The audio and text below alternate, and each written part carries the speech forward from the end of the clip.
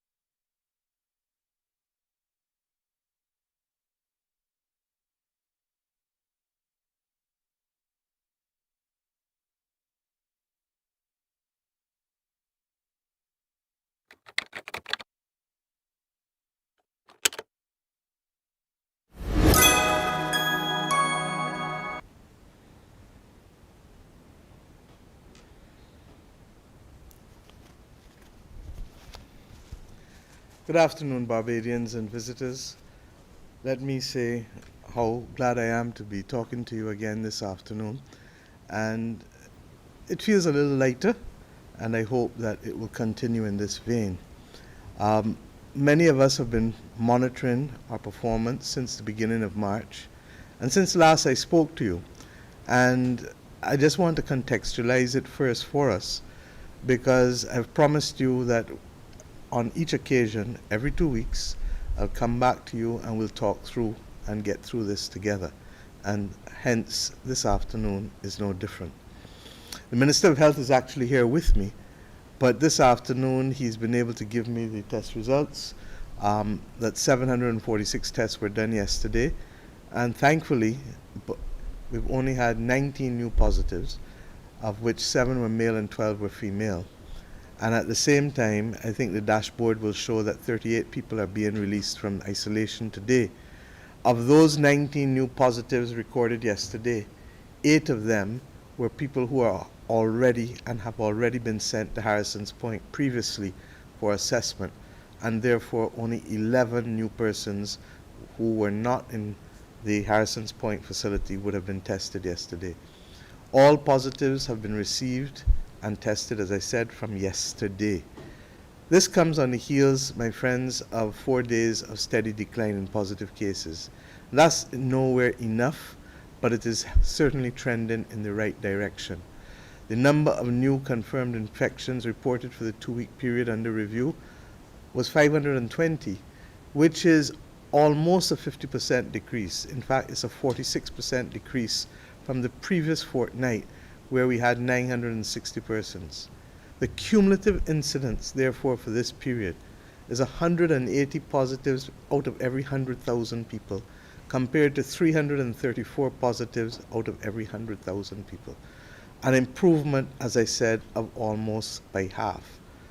At the same time, we've recognized that over the course of the last 3 weeks, our efforts to vaccinate Barbadians has gone well. We, as of today, have vaccinated, as of 4 p.m. today, 50,621 people. That is by no means anything to be scoffed at. It is a major achievement for us as a nation, and I want to thank Barbadians who have come out in their numbers. Yes, it was not always seamless. Yes, people had to wait long, but as I indicated on the last occasion on which we spoke, these things will happen when things are in great demand. And we all know what it is like to go and have to stand up and wait, whether it is for meals that people want to get, whether it is for shops or locations where people want to get in.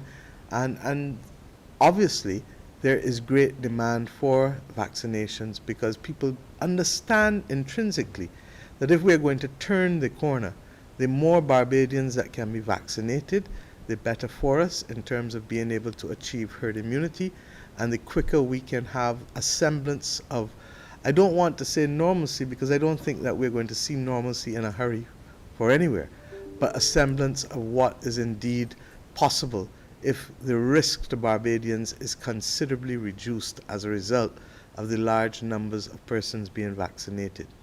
As I indicated to you, this is the wild, wild, wild west. And I make no apologies in saying so. At the regional level, as the heads of government, the last time I met, I had just come out of that meeting, we've continued to make noises about the need for equitable distribution of vaccines. The reality is that you can get some, but the prices are greater than you would otherwise pay. And as a result, we've made determinations that, especially since the first 100,000 that we received was a donation from the government of India, that we are prepared to purchase those outside of what we have already accessed or committed to receive from COVAX. And Minister Bostic has confirmed that the first tranche of COVAX is expected within the next few weeks and hopefully before the end of April. And that first tranche is expected to be 33,600. And at the same time, we were able, mercifully, to be able to receive, in a form of brotherly and sisterly love, from our brothers and sisters in Guyana, 5,000 more today, which we will return to them when necessary, so that we can continue our program. And it therefore means that because we have 38,600 extra ones, when the EOC met night before last, and when the Cabinet Subcommittee met yesterday, not only on its own, but then in conjunction with the Barbados Association of Medical Practitioners, we agreed, all of us, that we would now use some of the remaining vaccines that we have to the tune of the ones that we will receive. I'm happy to report that we received the 5,000 today, and as I said, we expect through COVAX and our communications with the representatives of COVAX and the Ministry of Health, we expect to receive those 33,300 in the near future. Hence, government's program of vaccination can continue seamlessly. At the same time, we have, as I said, I told you on the last occasion, a number of irons in the fire, and we have still the African Medical Supplies Platform, plus the possibility of 2 commercial procurements, which we are waiting for the details on delivery, which we are deep in discussions and commitments, and in one instance payment. So my friends, we expect that we can turn the corner in terms of being able to have vaccines on demand for Barbadians, and we will continue to do so over the course of the next few weeks and months. But as I told you on the last occasion, they're not landed until they're landed, and therefore we continue with a cautious approach, but we're comfortable with where we're going. At the same time, we will continue to move to reduce the backlog of persons who are elderly over 70 in terms of persons who have registered, as well as those who have chronic NCDs but are between the ages of 18 and 69. We've also agreed that we must continue to expand on the frontline workers, and the experience has been that people who initially said no 3 weeks ago are all coming forward now and saying we would like to be vaccinated, and we've therefore gone back into a number of the critical frontline agencies in order to be able to facilitate, and we'll continue there. We also started a program this week with mobile teams going out into homes, particularly for those who are immobile or whose level of sickness is such that you really don't want to have them coming out and mixing with people because of the vulnerability. And I want to really salute that team of doctors who have volunteered, and at the appropriate time we will find ways to help salute them as well for coming on board, in addition to the work with the public health nurses who have been working truly in the national interest to have as many people done over the course of the last 3 weeks. At the same time as we're doing all of this, on the last occasion, about 2 weeks ago, we took a decision to go into one of the communities where we had seen a larger number of cases than we would otherwise have liked. And we have been able to deliver vaccinations in that community. Yesterday, we took a decision that we're now going to expand to 3 new communities where we will go in at some point over the course of the next few days and start to be able to give vaccines to those persons in those communities as an intention to disrupt as far as possible the possibility of the virus having a host, having human beings that it can easily go and locate itself in and wait to spread and spread and spread again. And therefore we are using a multiple approach to these matters. We've also agreed that we're going to expand the number of testing the amount of testing that we're doing. We're in good shape now, both in terms of the numbers of machines as well as the numbers of reagents and all of the consumables that we need, while at the same time we anticipate that 2 private labs will probably be in a position to start a little later on this year. But the Dos Santos lab, as you can see, has been delivering results in a timely manner from the time we were able to receive the reagents and the consumables that I had indicated we were in short supply, largely because of the disruption in the logistics chain and supply chain. To that extent, it means that when we expand testing now, it'll be more random testing. The majority of the testing has actually been focused on persons who were primary contacts. And as the medical people and the Minister of Health keep reminding me, with the expansion of testing, we're likely to see even the positivity rate go even lower. But until that happens, I'm not speculating. I'm sharing with you because, as I've promised you from the beginning last year, we are one family. The truth is that we are also conscious that next week will represent, regrettably, and you normally celebrate anniversaries, but we need to mark the year as opposed to celebrate the year. But the March 17th will in fact be 1 year since we received our first case in Barbados. And many people, when you look back, looking at it in January or February, Jeffrey, none of us thought that we would even be here. But regrettably, not only are we here, we are likely to be in a world that will be here for some time, because until vaccines are available across the globe, you're going to have the opportunity, or you're going to have, the possibility of variants and mutations causing difficulties. So far, we've been lucky in hearing from the scientific community and the medical community that the opportunities, even if we were to have variants, that the opportunities for boosters, vaccines are very much there to be able to deal with them. But what it does mean is that there's still some level of uncertainty until as many countries across the world can see to the populations being appropriately vaccinated as we go forward. As I said, the government of Barbados is committed to paying for these vaccines, and to that extent, a supplementary will be going to Parliament next week in order to be able to secure the funds to ensure that the ones that we do have to pay for, we are in a position to do so. As with the COVAX, we had donations then under the COVID charity, and as with others, we've had a number of persons coming forward to me asking to be able to donate. We're not requiring it of anybody, but we also know that people recognize the circumstances in which the global community and the national community find themselves and are therefore asking to be able to donate, and we are going to facilitate that. The fund has been set up, the details will be given, and the Director of Finance is in charge of Economic Affairs, Mr. Ian Carrington, is in charge of those arrangements. Let me look, however, at where we are a little more. When the time came for us to say we needed to tighten up, I tell you so, straightforward. I have to admit today and to thank Barbadians for the most part for responding and to working with the officials within the Ministry of Health and the COVID monitoring unit. Are we out of the woods? Absolutely not. Do we have, however, a far better sense and a far better level of performance than we did 2 weeks ago and 4 weeks ago and 6 weeks ago and 8 weeks ago? Yes, we are trending in the right direction.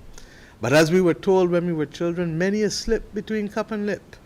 And therefore, while we are going to see some liberating and liberalizing of the restrictions, I want to continue to repeat and to ask all Barbadians, do not drop your guard.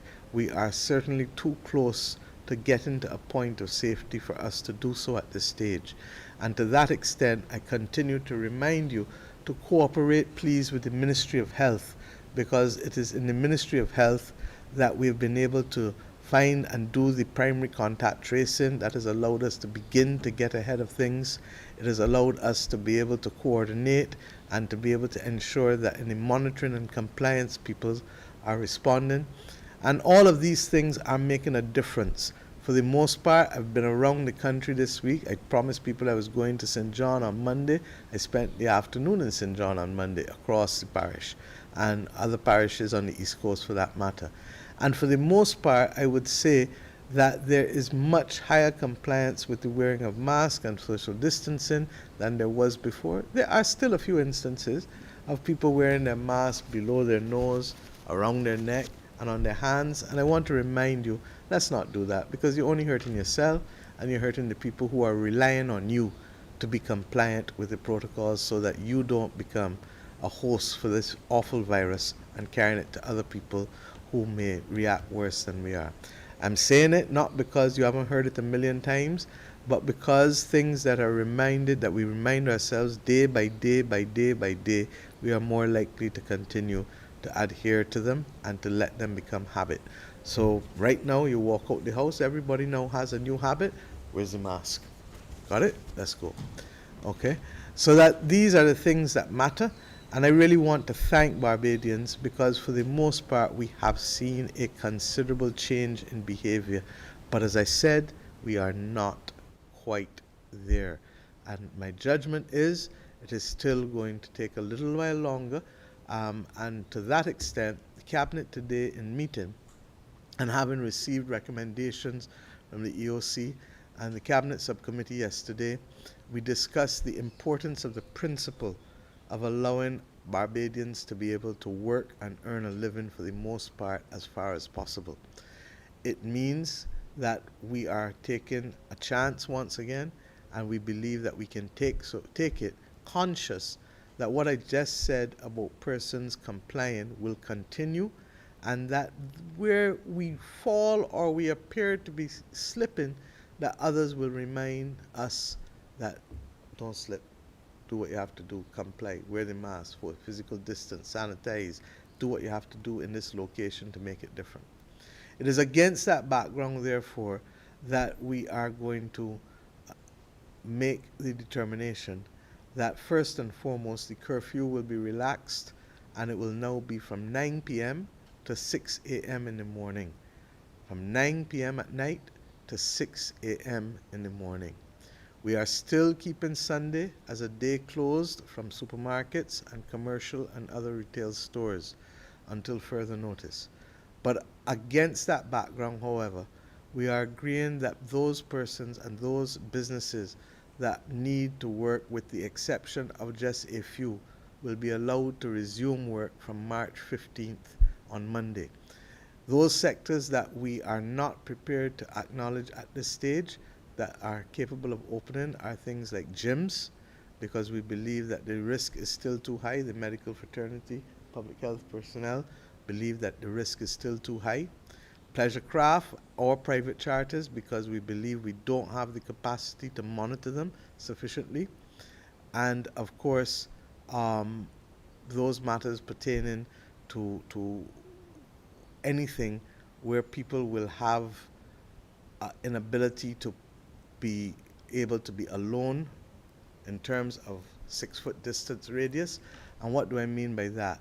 Non-team sports and non-combative sports will be allowed.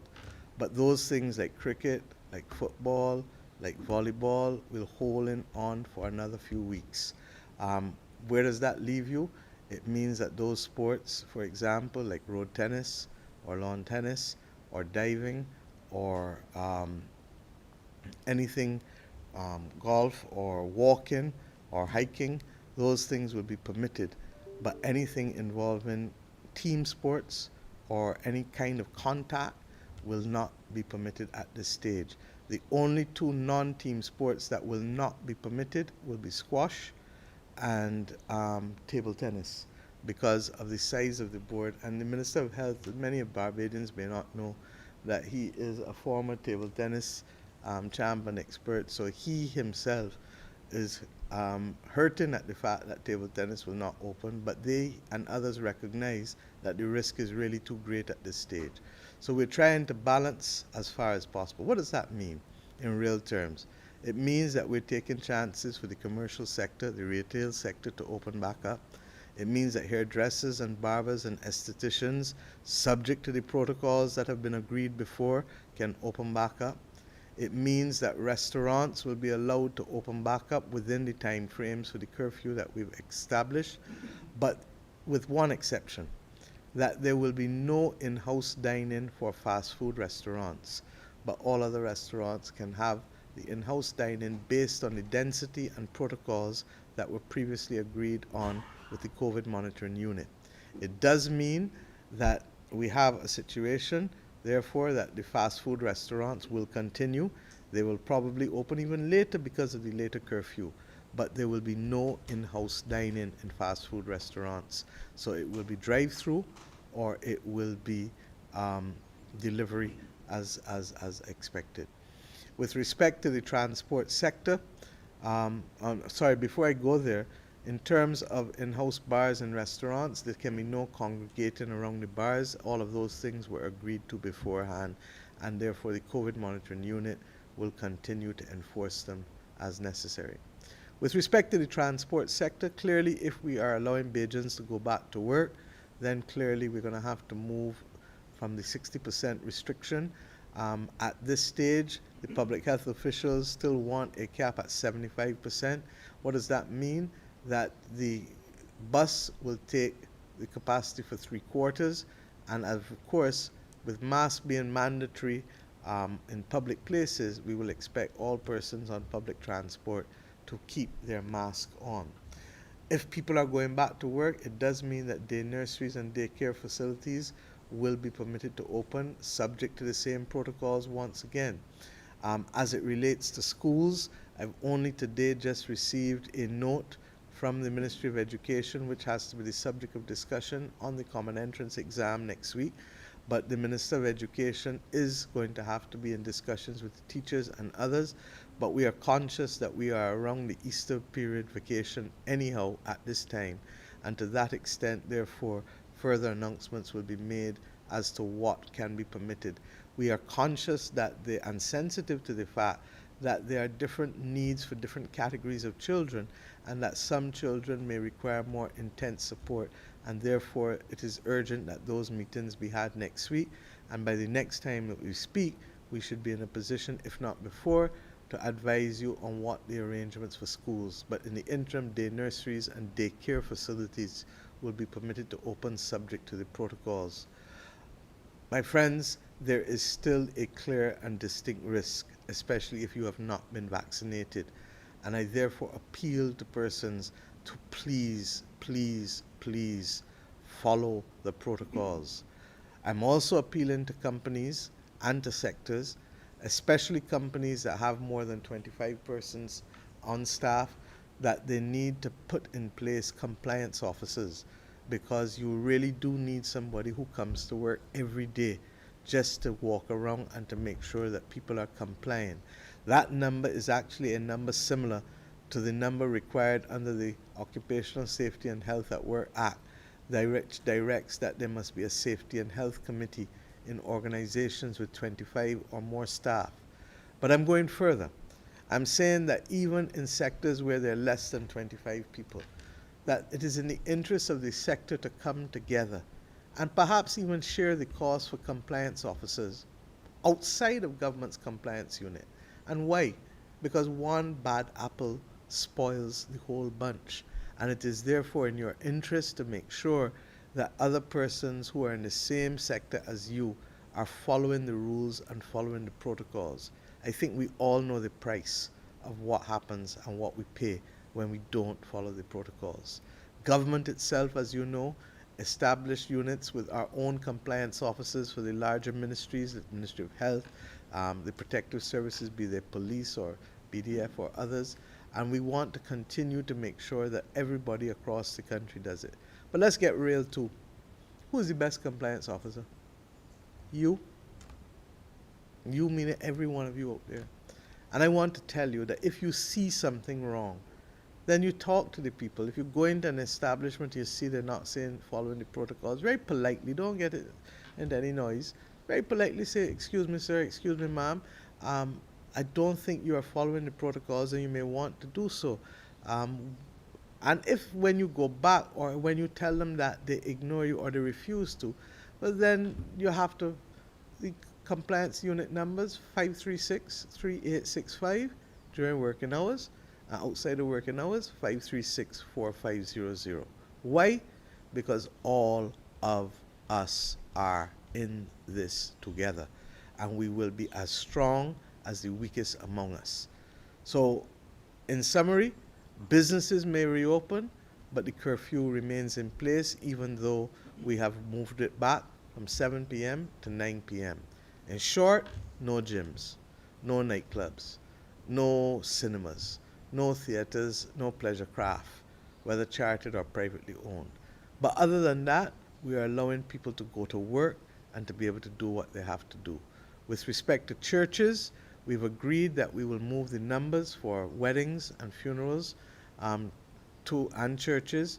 The church community has basically said that they would like to see us return to the square footage density with the maximum number not to exceed 75 in any instance in any church. What does that mean?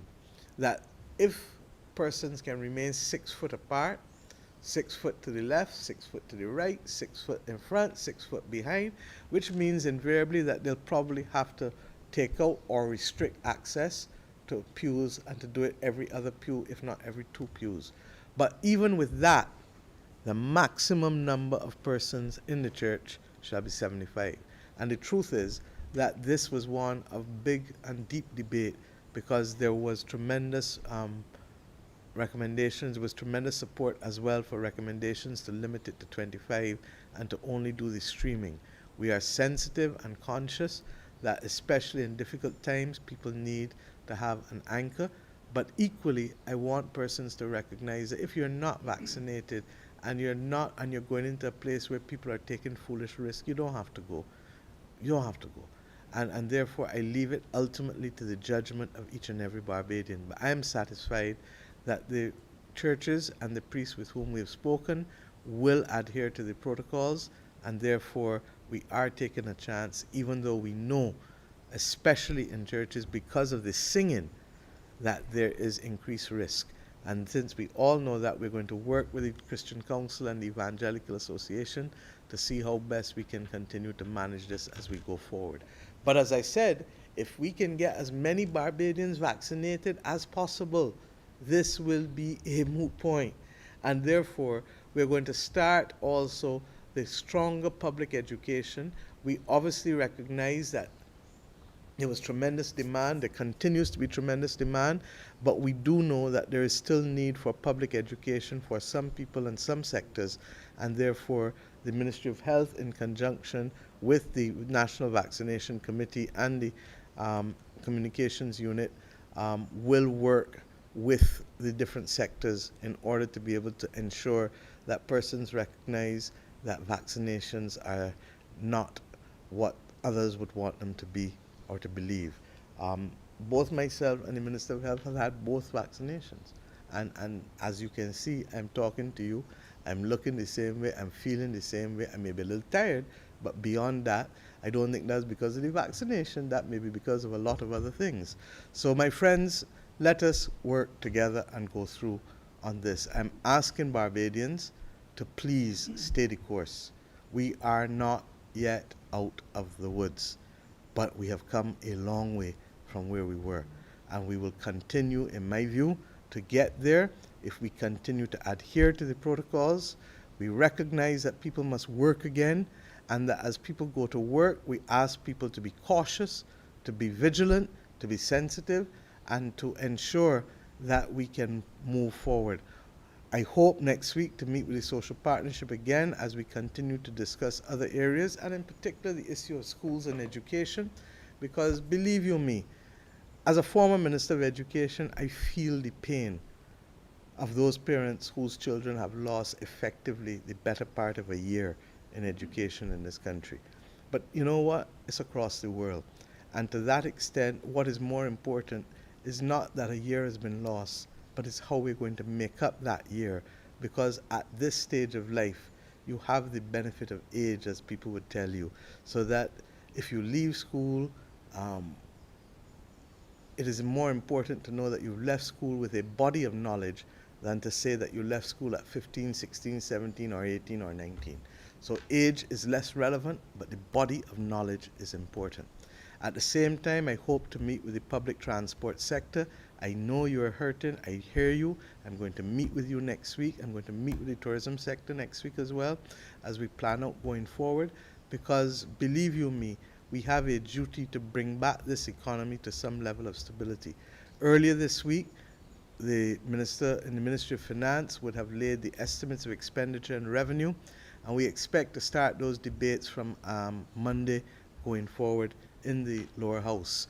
But as we do that, I want you to know that it was very clear that this last year has been difficult, and this next year can be.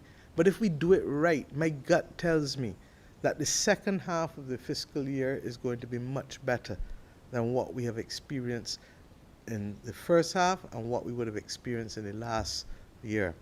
And if we can stay the course and get these numbers right, get this pandemic under control, then I believe that we can start to put all of our energy to bringing back our economy, to bringing back our households, to bringing back our businesses. The approach taken by the government with the estimates was driven by, one, our desire to continue to protect the vulnerable and those who are not capable of supporting themselves. And for the first time since independence, those numbers expanded in a way that we would never have anticipated at any point since independence. We are still there for you through the different provisions in the estimates in large measure. Secondly, that we recognize that with the implosion of the private economy, that government is the only entity in the country with sufficient girth to help keep activity going at a pace such that we can keep people earning and people being able to have access to jobs. And that is why a lot of the activity is capital works, one-off activity, as opposed to recurring spending. That was the mistake we made in 2008 and 9 when we put our emphasis on jobs that was just simply recurring spending rather than treating to the issue of getting projects done, whether the projects are housing or roads or repairs or whatever it is, or the one-off expenditure which we are carrying because of COVID, that has increased significantly the amount of money that the Ministry of Health and the government has had to spend. And the third area, of course, relates to continuing to remove the obstacles and continuing to do those things that will enhance our competitiveness. In this year, we expect to be able to complete the digital ID project. We also expect to be able to complete a number of other areas of activity that will allow for far greater digitization within the economy. And to that extent, my friends, I expect that business will continue to become easier to be conducted in this country. And I go back all the time to remind you of the days when you had to wait 6 and 8 weeks for a certificate of character, or whether you couldn't pay all of the things that you want to pay online as you're able to do now, from land tax back through to a whole range of things.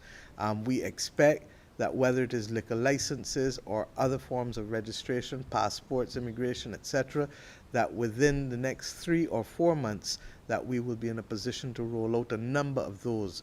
And the big one that we are hoping for eventually, which would have helped us tremendously at this time, is the provision of being able to transfer digitally funds to persons so that we can reduce the use of cash, because as I keep telling you, cash regrettably is one of the dirtiest things that moves around in a country, and people don't even realize it because you're usually so busy to want the cash, but you don't realize how much germs on that cash as you go forward. The last thing I want to say to you, my friends, before I shut off this evening, is keep calm and stay focused. If you ask me, one of the things that I've noticed about the last few weeks is that a lot of people are on edge. And a lot of people are snapping at each other, and a lot of people are not giving each other the benefit of the doubt. And therefore, things are ratcheting up in a way that is unacceptable. And I only want to remind persons, when you ratchet up tempers now, or when you get into fights now, or when you have engagements that are not helpful now, it doesn't help you get any further next month, or next year, or the year after. And sometimes there is the danger of responding in the moment rather than stepping back and remaining focused. I can talk to you on this because I perhaps more than most know what it is to be the subject, as I said, of serious attack and serious battles for a protracted period of time. And perhaps when I was going through that, I didn't know that I was being prepared to have to stay the course for one of the greatest struggles that our country would have to face. And I've therefore had to determine that I have had to develop the faith as well as the belief in myself to just sometimes step back and let balls pass outside the off stump. There is no ego in this battle. If we get confused with the I, then we are going to lose the battle. The only way we are going to win this battle is by working and staying together. And that's why one of the dangers of COVID is that it exposes everything, strengths and weaknesses, beauty and warts. But it also exposes the fact that when we drop our guard, the risk of us being able to fight this, or the chances, I should say, of us being able to fight this pandemic drops significantly. And that's difficult because for most human beings, we need to breathe, we need to step back, and we need to be able to think. And I'm saying that if you need that, step back, go in your house, watch a little Netflix, watch a little TV. If you can't watch a little TV, listen to some music. If you ain't got no music to listen to, talk with people, go on your WhatsApp, go on social media, talk to your parents, talk to whoever. But recognize that what we're asking you to do is not forever. And if we get this right, then the things that you like to do, the things that I like to do, every time I go out now and I start to mix with people, all of a sudden I feel alive because I realize how much we've had to stay inside, and the difference between social interaction and no social interaction is real, so I get it. But at this point in time, other than work, other than earning a living, I'm asking us to keep it down still. Keep it down, keep calm, stay focused, and my brothers and sisters, we will make this together. I ask you, for those of you who have not yet been vaccinated, please determine whether you are prepared to take it. Talk to your doctors if you need to, but believe you me, it is critical that we need to be able to go forward together. But in doing that, the best example is for you to protect yourself. And in protecting yourself, you will ensure that we are in a position to protect each other. I'm being reminded that the exercise times are still 6 to 9 a.m. in the morning and 3 p.m. to 6 p.m. There is no change in terms of beach access, and there's no change in terms of exercise times. And I would have already dealt with the fact that churches are capped with no more than 75, but if you're going to have weddings, there are still no receptions, and the numbers of persons attending weddings and funerals are the same as what churches can allow. And if it is outside of the church or outside of the established funeral related venues, then the number drops from 75 to 25. So my friends, the Attorney General, as usual, will draft the directive and will be available for any difficulties or explanations. If you didn't get through this time, it's not because we don't love you. We love you. And it's because we love you, we're saying to you, hold it down. We need to hold it down because the science and the public policy aspects of it, or the capacity to monitor, are simply not just fully there. But we are getting there.